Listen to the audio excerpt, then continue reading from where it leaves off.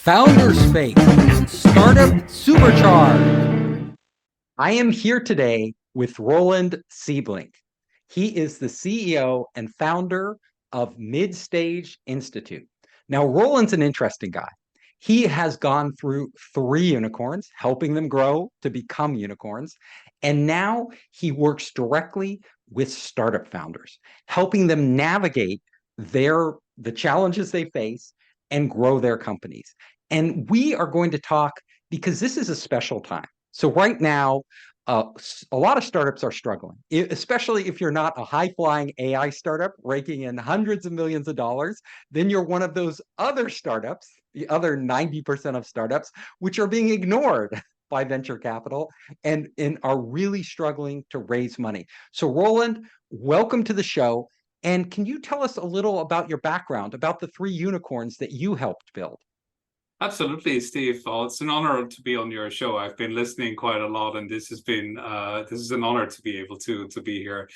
Let's talk about the 3 startups that turned into unicorns while I was there. So each was a journey that took about 3 to 4 years, and moving from about 10 to about 1,000 people in those 3 years. So I've really been through that scaling part. The first one was in Belgium in the 1990s. It was called Telenet, and it was one of the new telecom providers. And now most people there were focused on what then seemed like a solid business of fixed line telephony. But I was lucky enough to be asked to develop this newfangled technology that nobody had heard of called broadband internet. And in those days, this was the kind of product that everyone over 30 did not trust themselves to work on because it seemed like too techy and too much out there. So luckily enough, me and my technical co-founder, if you will, had 100 people reporting to us while we were both only mid-20s. And that was an amazing journey, 900% growth rates for 3 years in a row. So you can only imagine. The second one was also in the broadband internet space, but that was more post bust, if you will. So that was in Switzerland. The company was called Bluewin. It was a internet provider run by bought, I should say, by the dominant telecom provider Swisscom. And they had been getting ready for an IPO. They had been building all these products and all these strategies, and then just as they were ready to launch it, the dot-com bubble burst. And so that was more of a turnaround job where we had to say, now, how do we actually move from this, let's call it hype creating, growth optimization, towards more of a, how do we keep this solid? How do we make this sustainable? How do we make this into a maybe proper business, if I may use the word there, which I think is something I draw on a lot now that the markets are also changing and clients are asking for help. And how do we get this startup to survive, right? And then the third one was after I had moved with my own startup to Silicon Valley. I was based in San Francisco, and then I was involved with Rocket Fuel, which was one of the first companies applying artificial intelligence to the placement of advertising, so long before Google and Facebook did. And that was, again, an amazing unicorn journey, starting with just a few people and then picking up programmatic advertising, IPOing 3 years later. And then also seeing a lot of the pitfalls that we had not thought about, and unfortunately losing a lot of the share value again afterwards, which is also part of the story. That drives my passion in helping founders, avoid those pitfalls, making sure they focus on the right things, not the wrong things. Because invariably, Steve, as you know, founders are the first time going through this journey. Even if they bring it all the way to IPO, they don't necessarily have any experience in what they have to focus on. And that's, now that I've gone through it 3 times and always been close to founders, always been in some kind of a coaching position, I'm happy to share that with a lot more founders and make them successful in that tricky mid-stage. So I'm very curious. Rocket Fuel IPO, that's the holy grail for every entrepreneur out there, and you're doing incredibly well. Then what mistakes were made? What happened? Well, to the degree I can say, of course, I think one mistake that was definitely made was to promise the moon in terms of continuing growth. So part of the IPO prospectus was this company is growing is doubling in size every 3 months, and we can sustain that. And that, I think, is, as you know, mathematically almost impossible.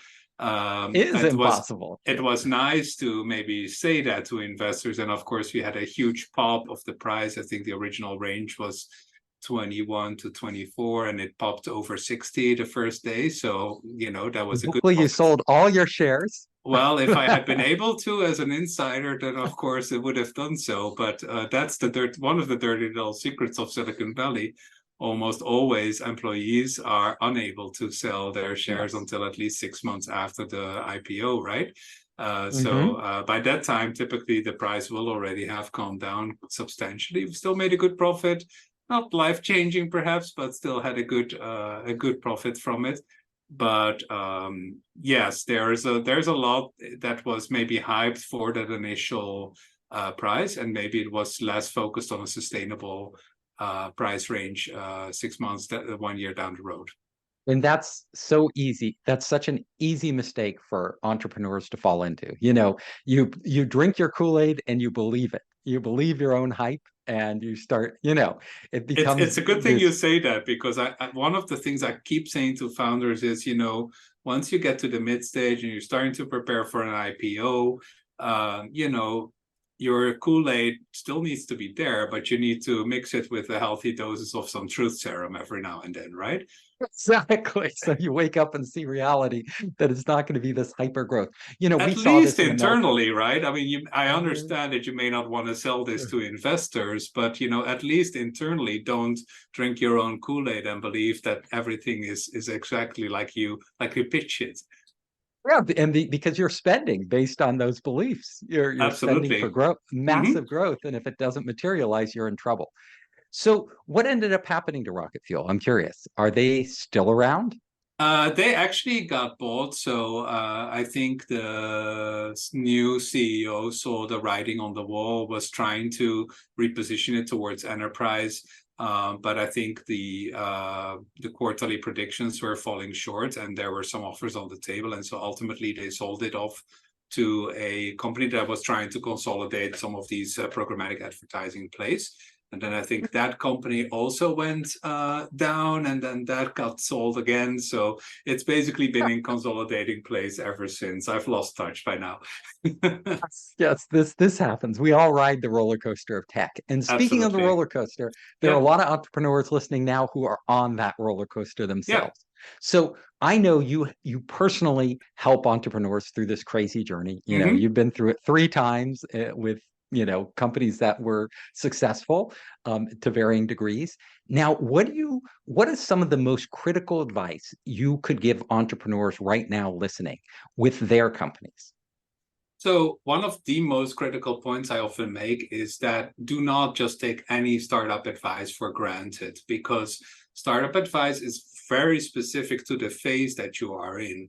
For example, I see many startup founders that take this gospel of build, measure, learn, stay agile, pivot around all the time, and still stick to that when they are 100, 150 people or more. At that time, of course, you're basically navigating a bigger ship, and you have to give people time for changes. You also have to sometimes stick it out longer.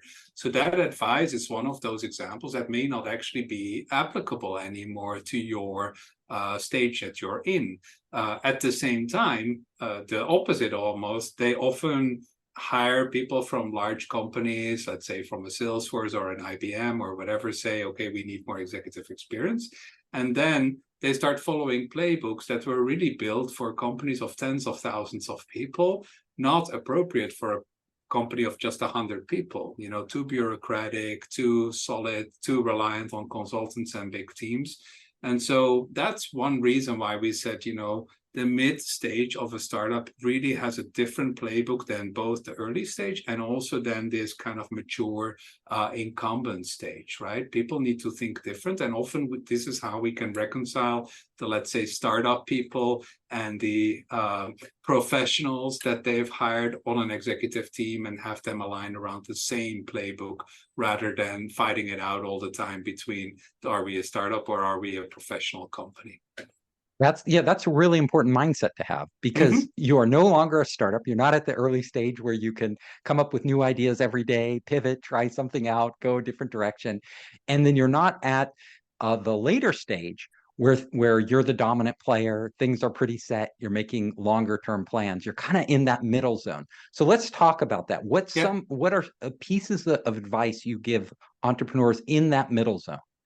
Yeah, so you're absolutely right. I couldn't have said it better. It's almost like the adolescence of a person, right? Like you cannot act like a little kid anymore and be successful, but you also cannot act like a guy in your 50s with a suit on all the time. It's like you have to find your own way when you're like in your late teens, early 20s, right? And the same goes for a company. So to answer your question, Steve, the key thing I think is, what do you have in mind as the goal to achieve? And you mentioned that you're not a dominant company yet, but I do think that should actually be the goal, right? So how do you move from that initial product market fit that you have achieved by that time to what I would call product market dominance, right? How do you turn that small fit, that small niche, the people that love your product and are willing to invest in it, into something that you can start defending and that becomes unassailable?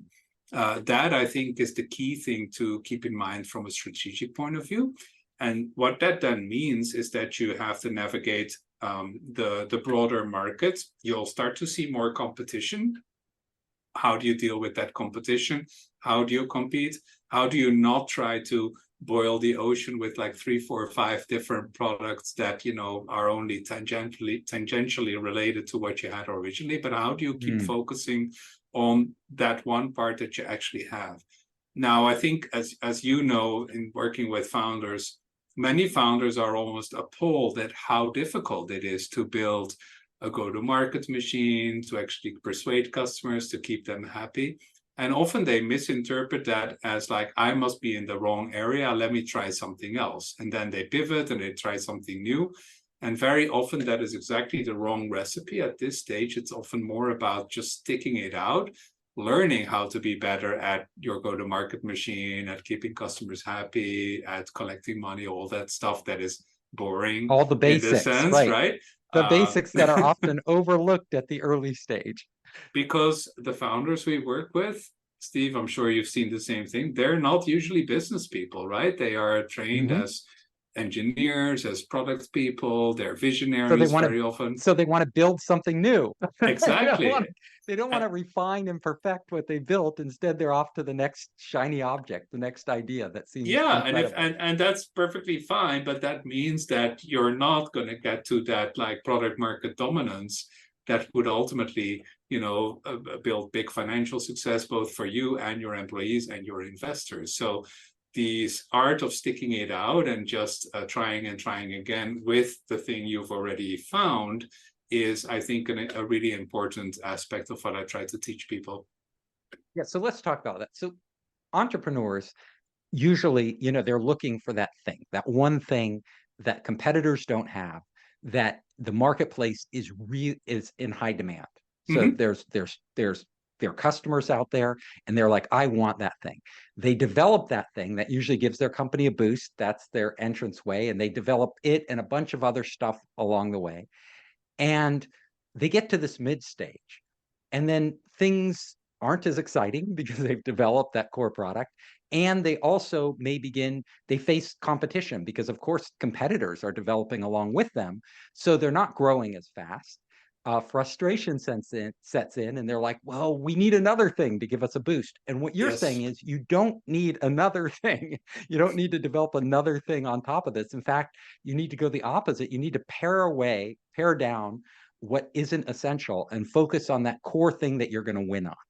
Absolutely. And I think the other thing we often tell people is that it is actually less about the core product at that stage, and it's more about all the, call it, complementary assets that you build.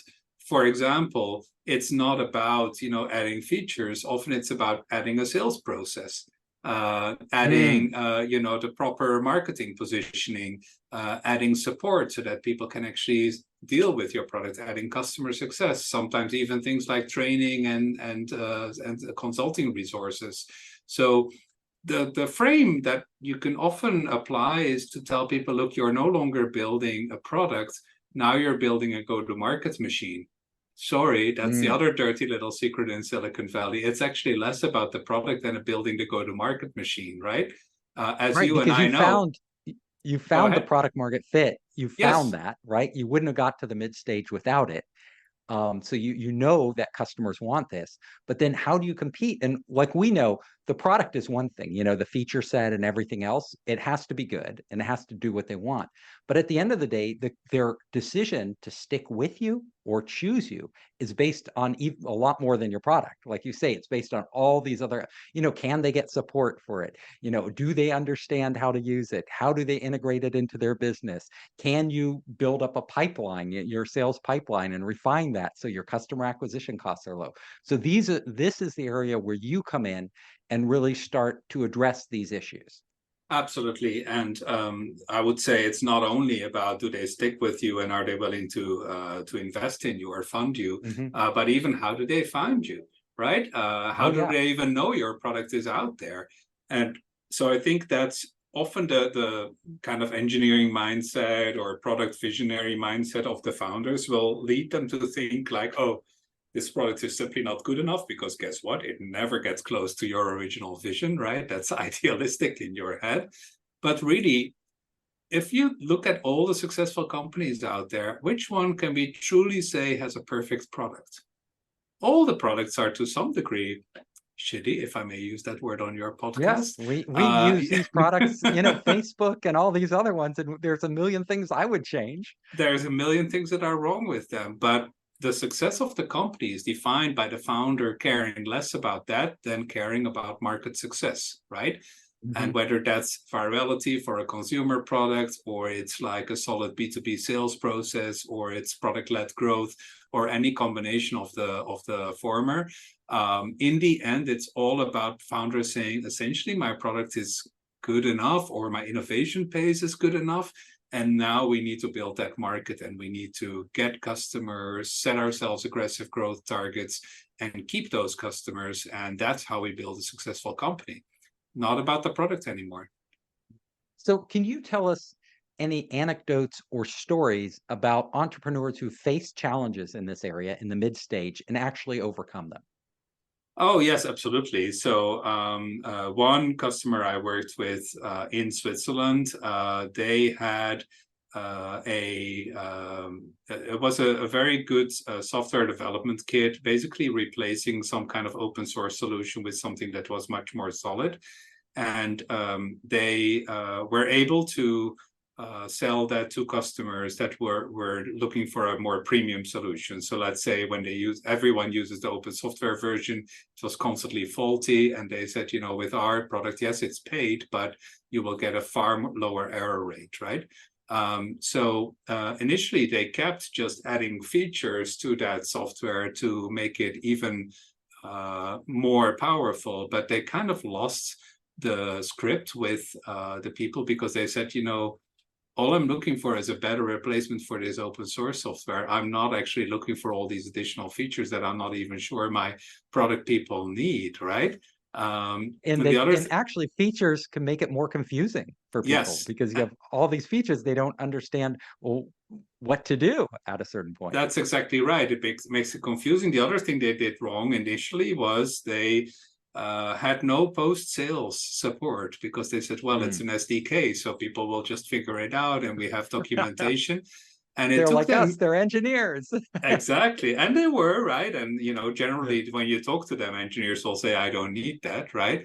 yeah, But yeah. then, of course, because they pay for it and there is a license fee involved, people do expect a certain quality and support. And so it took them years before they actually started building a proper customer success function, checking Mm. in with people, seeing where their problems were. And then you actually find the features that Mhm. you need to build to make the customer happier with your product. But those features may not be proper engineering features. It may be simply things like, oh, there's a dashboard that shows how many errors you had and what you can do to resolve them, right?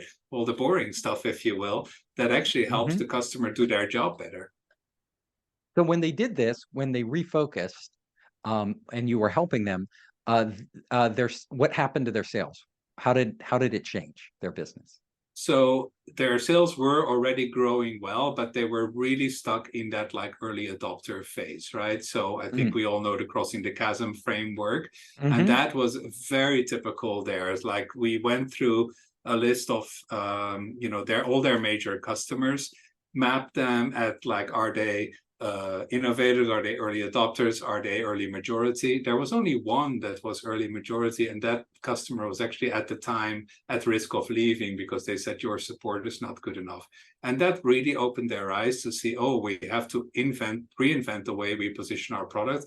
We can no longer focus on just the tolerant early adopters that keep that will figure things out just like the likes of us.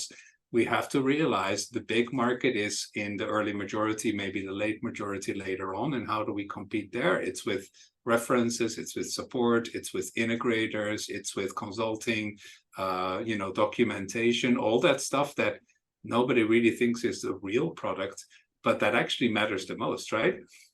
Yeah, and they probably didn't have people on their team to even do most of those functions. So No, exactly. They needed to build that up from scratch, and very often that takes 6 months to a year of like repeat workshops where you keep making the same point. Again, it's not my job to make the decision, but I can only point to what other companies have done at that phase. And to come back to your original question, Steve, as soon as they got that fixed, their sales started tripling, quadrupling, and they made unicorn status, I believe, less than 18 months later.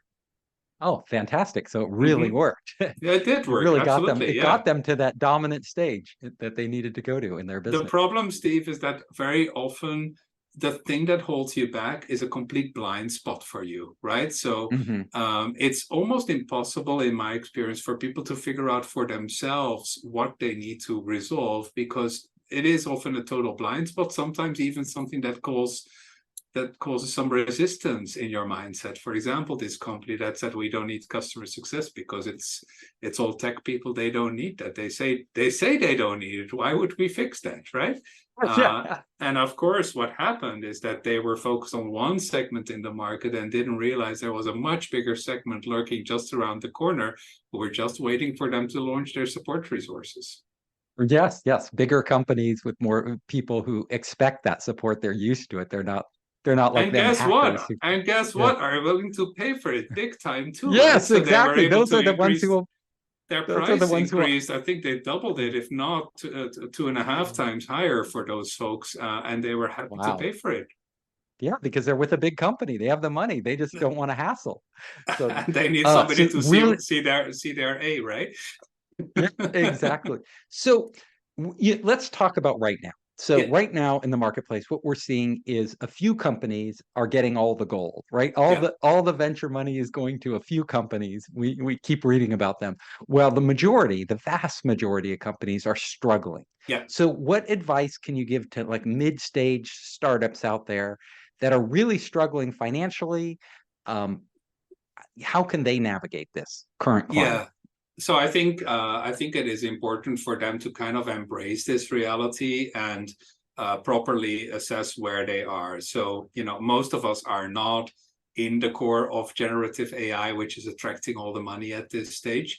And so that means if we're dependent on the overall venture market is in a slump right now. Now, will it turn around? Possibly. I personally expect us to see more successes again in 2024. But that still means that at this stage, you can no longer play the playbook that used to be the common one until 2 years, 1.5 years ago, where you just keep funding everything with additional rounds of money, right? It means in order to thrive, you have to survive. And that means you have to find ways of stretching your runway longer. And that typically means optimize less for this growth at all cost mentality that you were probably taught by your own investors as recently as 1 year ago, right? That is what you can no longer afford. And I think that's where many founders really have to look at their company through a new lens, sometimes with external help, and seeing how many of the things that they're doing are actually all driven by that growth at all cost mentality versus solid business that's already there that could actually be profitable but is burdened by all the extra expense that really at this stage you cannot afford. So yeah, just spending on customer acquisition is not necessarily the best strategy in the current climate. Actually focusing on the customers you have, creating Yes. more value for them, stripping away, unnecessary costs while figuring out what they really, really need. Like, what are they really after? There may be things that a lot of these startups are offering that aren't that valuable to the customer. They don't even know it because they haven't had those conversations. Absolutely. So, So what we often do is some waterfall charts. So one is exactly like you're saying, okay, how much are we getting from current customers, growth of current customers versus new customers, and then the churn, of course, right? And how much are we spending on each? Very often, from a revenue perspective, it looks like, oh, that's kind of evenly spread. But then you look at it from a profit perspective. So after you take away the cost there, and you suddenly start seeing there's one highly profitable segment, which is usually current customers that could be growing more, right? And then all the other money is basically going down the drain in, as you say, customer acquisition in segments that are not interested, right. or different perspectives, right? You can do a waterfall chart also on a perspective of what's our core product versus what are some new products we have launched versus something that's still in the lab that we're spending a lot of money on. Again, this is all focused on trying to drive growth that at this stage you probably cannot afford to such an extent. I mean, I want to be nuanced. I want to say, like, of course, you should still spend some money on customer acquisition, but the point is be smart about it and don't overspend in terms of things like you would only see a payback in 2 or 3 years. That is what you cannot afford at this stage, right? Same for new products, same for new geographies, same for new channels. To a large degree, the advice is stick with what works already and try to strip away some of the other experimental, innovative approaches, not forever, but just enough so that you can survive and on your own accord until maybe the market turns, or until you have an attractive enough business to say this might be acquired. Yeah, and also, how do you get more value out of these existing customers, right? Because you already have them, you've acquired them, you can talk to them. There are things that you may be able to give them that you may be able to charge more for that aren't a lot, heavy R&D type things. Absolutely. And that almost comes back to our previous point, right? That companies are often heavily driven by what are the new features on the roadmap that we're trying to drive. But if you focus on current customers, very often that's not actually their main concern. What may be their main concern is like a generate PDF button that hasn't worked for 3 years,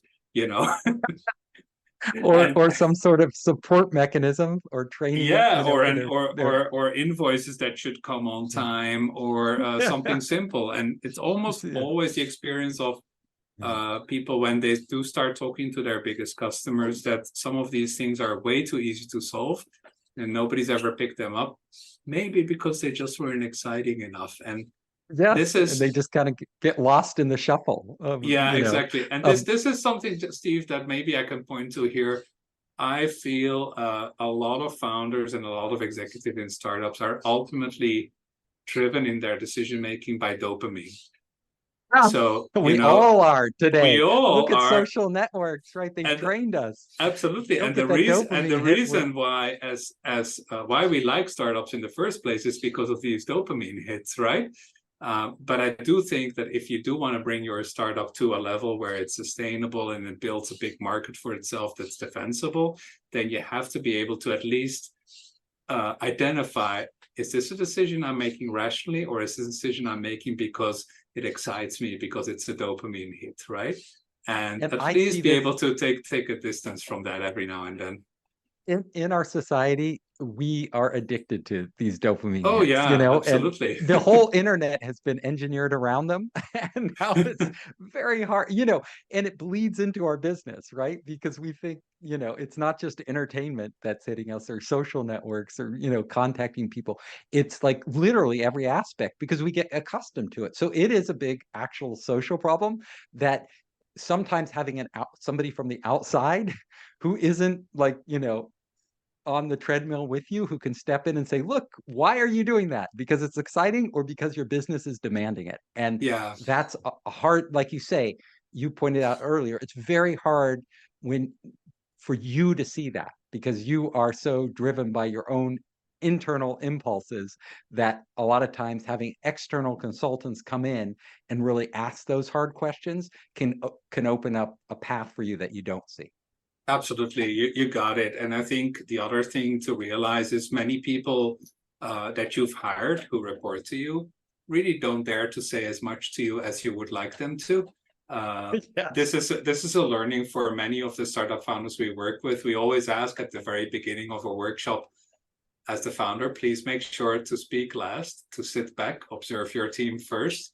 And it's almost always shocking how in the beginning they feel completely uncomfortable with that. And then in half an hour, you start seeing them loosen up, and then they start getting excited that, wait, that person, I thought they were the weakling on my team, but I'm so impressed with all their contributions. They're saying exactly what I would have thought, or what the priority should be. Whereas that other person, I thought they were my strongest. They're not saying anything. And then I ask, what do you think because that means? they were just nodding and going yes, yes, yes whenever you They said were something. they were exactly very, very good at being the parrot, let's say, right? Yes. And that made you feel great about them, like they were completely in sync with you. But when you actually listen to them, they don't really have those ideas. Those were just your ideas. This is a That's really exactly good point. right. So I think we're going to wrap up here, and Mhm. I would like for you to tell our audience out there, all these entrepreneurs, how they can reach you, and anything more, any last words you have for them. Yeah, so we've collected quite a few resources for startups that are going through these tough times on midstage.org/thrive. And that is really a collection of a profitability tool. How do you identify those profitable tools that you have already, and strip away some of the growth investments that you may not be able to afford at this stage. There's also my contact information, the links to my books, and the resources that my other colleagues at Midstage Institute have pulled together. So that's where I would start, midstage.org/thrive. And of course, feel free to connect to me on LinkedIn or email me as well. All the coordinates are there. I'm Captain Hoff, CEO of Founderspace, the leading global startup accelerator. I'm also author of the award-winning books, Make Elephants Fly, Surviving a Startup, and The 5 Forces.